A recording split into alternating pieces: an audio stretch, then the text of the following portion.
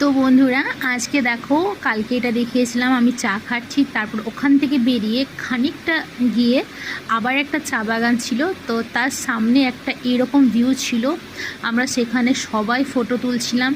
তোমরা জাস্ট দেখো, এত সুন্দর একটা ভিউ, মানে এখান থেকে সরতে ইচ্ছে করছিল না, কিন্তু অনেকে ওখান থেকে আর কি বলছিল, যারা ওখানের লোক তারা বলছিল খুব একটা বেশি কাছে যাবেন না ওখানে। তো যাই হোক, ওখান থেকে বেরিয়ে আমরা সামনে যে টি গার্ডেনটা আছে সেখানে আবার গেলাম। তো সেখানে যাওয়ার পর দেখি ছোট ছোট বাচ্চা বাচ্চা মেয়েরা, তারপর বড়রা সকলে কিন্তু চায়ের যে চা তোলার যে ড্রেসগুলো হয় সেগুলো পরে ছবি তুলছে।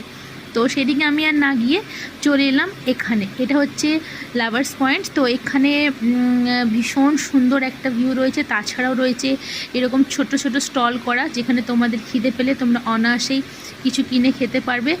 অনেক রকমের চকলেটস ছিল, তো আমরা সেগুলোও কিনেছি। তারপর দেখো ওপর থেকে নিচের ভিউটা দেখো, এখানে তিস্তা নদী বয়ে যাচ্ছে আর সাইডের রাস্তাটা দেখো কি সুন্দর দেখতে লাগছে না। তো ওটাই নিয়েই আমি মাসিমণির সাথে কথা বলছিলাম। তো বলতে বলতে তারপর আমি দেখছিলাম যে সত্যি প্রকৃতি কত সুন্দরই না হয়। তো আজকের দিনটা এভাবেই আমাদের কেটেছিল। নেক্সট দিন যে ভিডিওটা করেছি, মানে যে জায়গাগুলো ঘুরেছি, সেগুলো অবশ্যই তোমাদের সাথে শেয়ার করব। তার জন্য তোমাদের পাশে থাকতে হবে, চ্যানেলটাকে সাবস্ক্রাইব করতে হবে। তো আজকের মতো টাটা, সকলে খুব ভালো থাকো, লাভ ইউ অল।